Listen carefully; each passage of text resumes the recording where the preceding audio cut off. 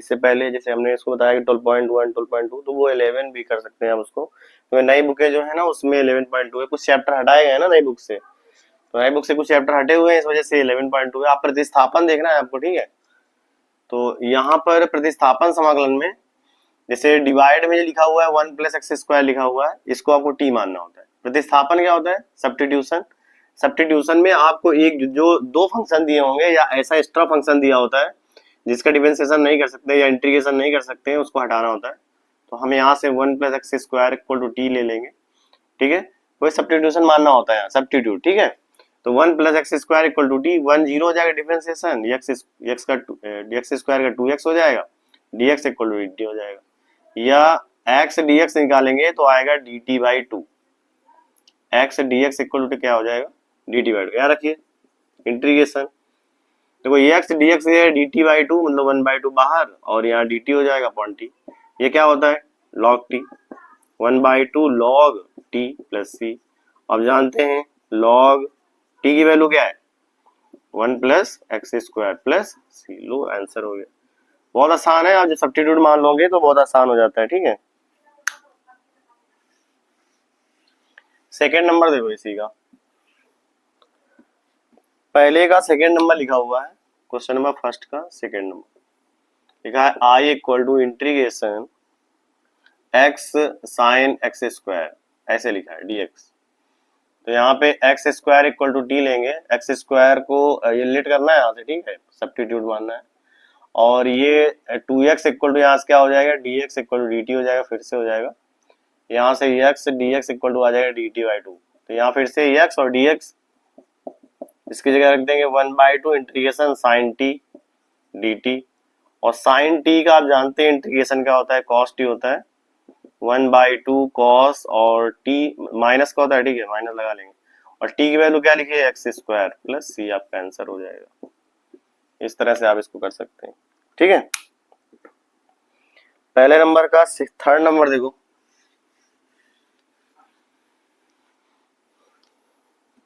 Question number first का third लिखा है I = integration x e(x²) dx, ये लिखा है। फिर से यहाँ से x² को आप t मानेंगे, लेट करेंगे, तो ये 2x dx = क्या हो जाएगा? dt हो जाएगा। x dx बराबर क्या आ जाएगा? dt/2 आ जाएगा। तो यहाँ आप रख दोगे 1/2 बाहर, इंटीग्रेशन x dx dt हो जाएगा e⁻t। e⁻t इंटीग्रेशन क्या होता है? e⁻t रहता है, और e⁻t रहता है तो t की वैल्यू रख दीजिए आप, x² + c, आपका आंसर हो गया, ठीक है। इस तरह करना है इसको भी। पहले का 4 नंबर देख लो, क्वेश्चन नंबर फर्स्ट का 4 नंबर क्या लिखा है? पहले का 4 नंबर कह रहा है I = integration x⁻7/1 + x⁻16 dx। देखो थोड़ा सा इसको बनाएंगे पहले। x⁻7/16 जो लिखा है इसको हम लिखेंगे x⁸ का होल स्क्वायर, ऐसे dx। और ये x⁸ को t मान लेंगे, ठीक है। तो ये पावर मल्टीप्लाई में पावर में एक कम करेंगे, डिफरेंशिएशन dx बराबर dt हो गया। x⁻7 dx बराबर dt/8 हो गया। रखो यहाँ पे I = 1/8 बाहर, इंटीग्रेशन ऊपर आया dt अपॉन 1 + t²। ये जानते हो किसका फॉर्मूला होता है? tan 1 t का। ये हो जाएगा tan 1 t + c। आप वैल्यू रखिए 1/8, tan 1 t की वैल्यू क्या है? t की वैल्यू है x⁸ + c। नोट कर लीजिए, आंसर हो गया। ऐसे करना है। अब देखो दूसरे का पहला,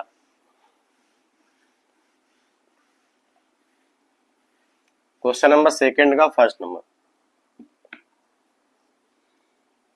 दूसरे का पहला क्या लिखा है? I = integration x⁻n-1 cos x⁻n dx, ऐसे लिखा है। तो यहाँ से x⁻n को = t मान लेंगे, इसका डिफरेंशिएशन करेंगे, n x⁻n-1 dx बराबर dt हो जाएगा। तो यहाँ से x⁻n-1 dx = आ जाएगा dt/n। मतलब यहाँ पर आप I = इंटीग्रेशन, और ये x⁻n-1 dx के dt/n 1/n बाहर कर लोगे, और यहाँ हो जाएगा cos t dt। अब 1/n cos t का क्या होगा, sin t। t पता ही है आपको क्या है, 1/n sin, और t की वैल्यू क्या है, x की power n plus c answer. इस तरह से करना है आपको, ठीक है, इसको भी नोट कर लीजिए। सेकेंड नंबर का सेकेंड नंबर देखो, दूसरे का दूसरा क्वेश्चन नंबर सेकेंड का, मतलब दूसरे का सेकेंड नंबर है। I equal to integration sine root x upon root x d x, ये लिखा हुआ है। यहाँ से फिर से हम क्या करेंगे, root x equal to t मानेंगे। रूट एक्स का डिफरेंशिएशन क्या आपको बताया गया पहले भी, 1/2 root x d x equal to d t हो जाएगा, या d x upon root x equal to हो जाएगा 2 डी टी हो जाएगा, ये दो इधर आ जाएगा। तो I equal to integration, I equal integration देखो साइन टी और dx अपॉन रूट एक्स की जगह कोई 2 बाहर कर लो, dt यहाँ रख दो, या गया 2 साइन टी का होता है cos t हो गया माइनस का, और t की वैल्यू रख दीजिए -2 cos t की वैल्यू क्या है रूट एक्स प्लस c, आपका आंसर हो गया। तो बहुत ही आसान है। नेक्स्ट थर्ड नंबर देखो, किसी को कोई क्वेश्चन पूछना है तो आप कमेंट कर दीजिएगा, क्वेश्चन नंबर बता दीजिएगा, इस बुक से हो या इस बुक से बाहर से कोई बुक हो, आप कुछ भी पूछना है आप पूछ लीजिए, ठीक है।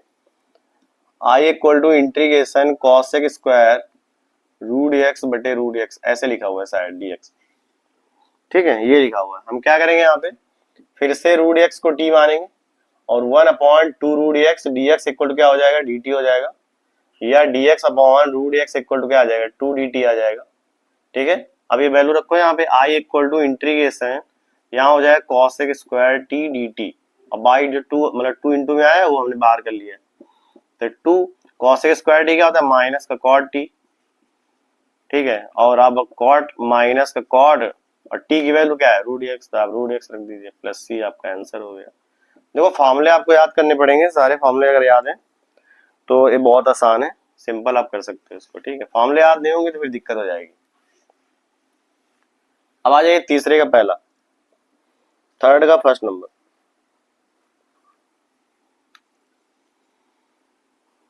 थर्ड का पहला लिखा है I equal to integration x की power m-1 upon under root 1 minus x की पावर m dx, ऐसे लिखा हुआ है। तो जो ब्रैकेट ये रूट में लिखा हुआ है पूरा इसको t मानना है, आपको लेट करना है कि 1 माइनस एक्स की power m equal to t, तो 1 0 हो जाएगा, माइनस यहाँ m एक्स की पावर m-1 dx बराबर dt हो जाएगा।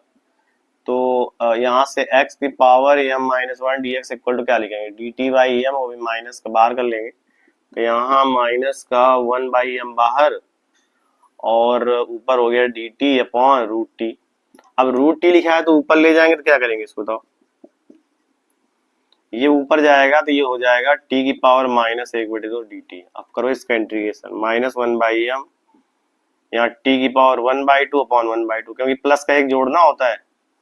अब यहाँ पे 2 ऊपर आ जाएगा तो इसको लिख सकते हैं माइनस का 2/m, और यहाँ क्या हो जाएगा, t की वैल्यू क्या लिखिए, t की वैल्यू है 1 माइनस एक्स की पावर m की होल पावर 1/2, या रूट लगा दीजिए आप, तो ये आपका आंसर हो गया, ठीक है, इसको नोट कर लो।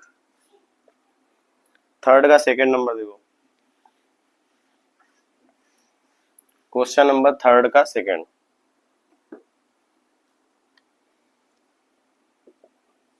देखो I equal to integration x upon under root 1 plus x square, ये लिखा हुआ है ऐसे। तो ये भी सही नहीं लिखा हुआ है, मतलब आपको क्या करना है, रूट हटाना है यहाँ से, आप 1 प्लस एक्स स्क्वायर को आप टी मान लीजिए, तो 1 0 हो जाएगा, यहाँ x square D x 2x dx dt हो जाएगा, एक्स डी एक्स बराबर डी टी बाई 2 आ जाएगा, और यहाँ पे आई इक्वल टू इंटीग्रेशन ये एक्स डी एक्स लिखा है ऊपर, ऊपर डी टी बाई 2 हो गया, तो 1/2 बाहर कर लो, रूट में टी आ गया, सेम वैसे ही फिर से करना है, ऊपर जाएगा टी की पावर -1/2 हो जाएगा, रूट का मतलब पावर 1/2 होता है ना, ऊपर जाके -1/2 हो जाएगा,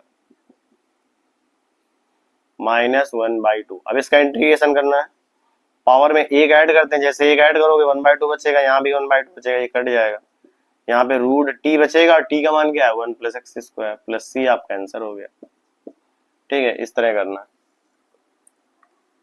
आगे देखो आप, थर्ड का थर्ड नंबर, सब्स्टिट्यूशन से लगाना है सभी, ठीक है। थर्ड का थर्ड नंबर लिखा है I equal to integration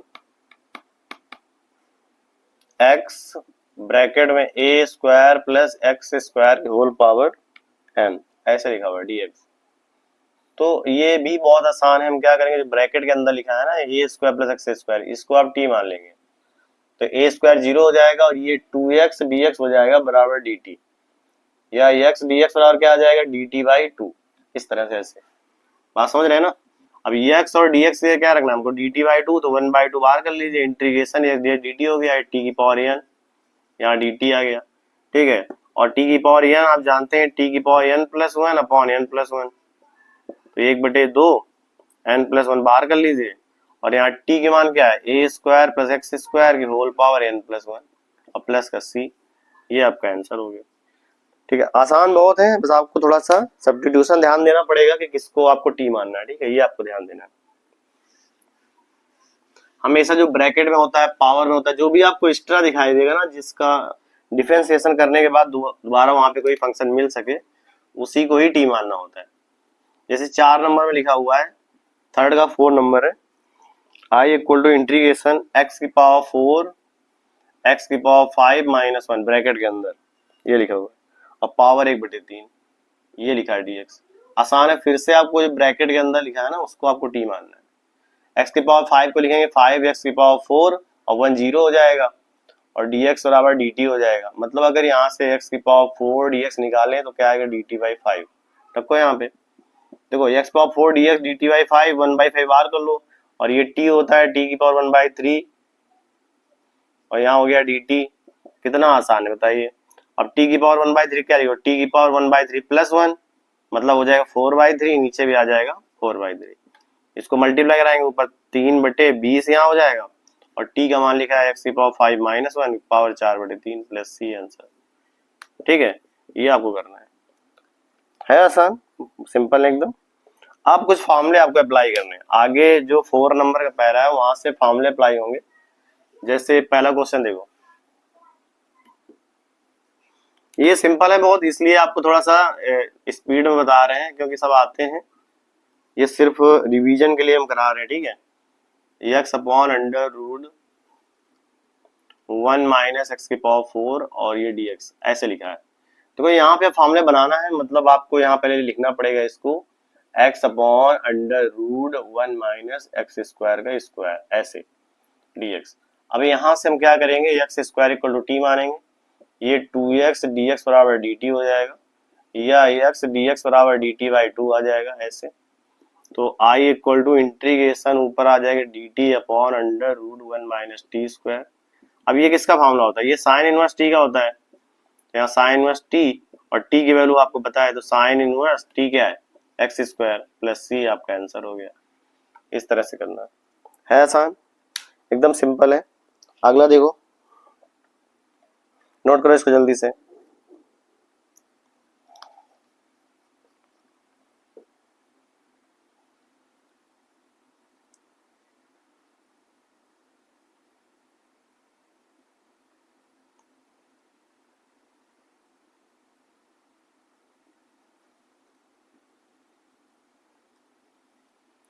question number 4 का सेकंड नंबर देखिए, ठीक है, सिंपल है वो भी। करना क्या है ये आप देखो,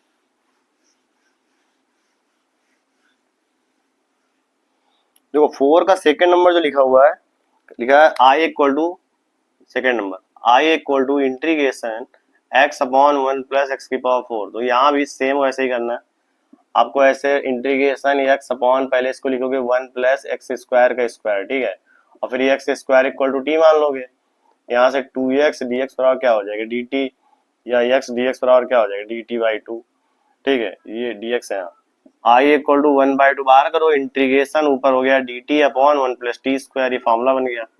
किसका फॉर्मूला बन गया है, tan इनवर्स t का। अब 1/2 tan इनवर्स t कितना है, देखो t का मान क्या लिखा है एक्स स्क्वायर प्लस c, आपका आंसर हो गया। इस तरह से इसको सिंपल करना है। एक और इसी में 4 का थर्ड नंबर, उसको देख लो।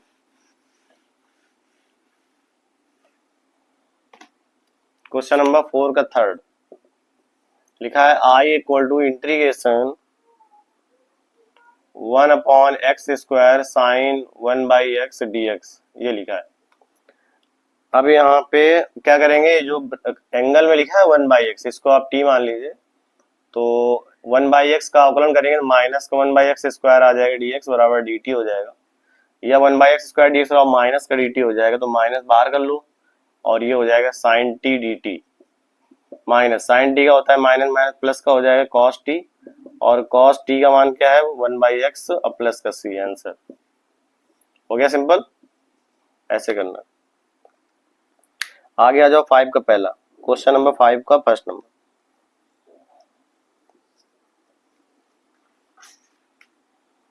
क्वेश्चन नंबर 5 का फर्स्ट है, वो भी सिंपल ही है, तरीका आपको आना चाहिए बस। जो भी आपको एक्स्ट्रा दिखाई दे उसको टी मानना है। जैसे मान लीजिए आपके सामने क्वेश्चन लिखा हुआ है 5 का first number, I equal to integration sec root x tan root x बटे रूट एक्स, ऐसे लिखा हुआ है। तो हम यहाँ से रूट एक्स को टी मानेंगे, ये एक्स्ट्रा फंक्शन है, 1/2 under root x d x equal to d t हो जाएगा, या 1/√x dx बराबर 2 dt हो जाएगा। आई बराबर इंटीग्रेशन यहाँ हो जाएगा sec t tan t, और dx अपॉन रूट एक्स की जगह 2 और dt रख देंगे यहाँ पे। और इसका फॉर्मूला आपको पता है sec t tan t का क्या होता है, sec t होता है, और 2 sec t का मान कितना है रूट एक्स है, प्लस c, लो आंसर हो गया। इस तरह से करना है इसको, बहुत आसान है। ऐसे ही और भी बहुत है।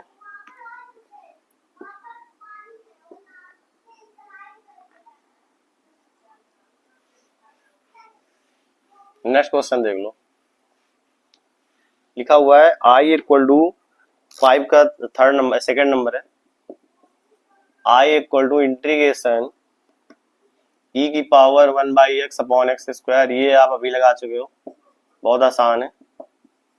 1/x को t मानना है, और थर्ड नंबर भी लिखा है I equal to integration e की power root x upon root x, ये भी सिंपल है, रूट एक्स को t मानना है।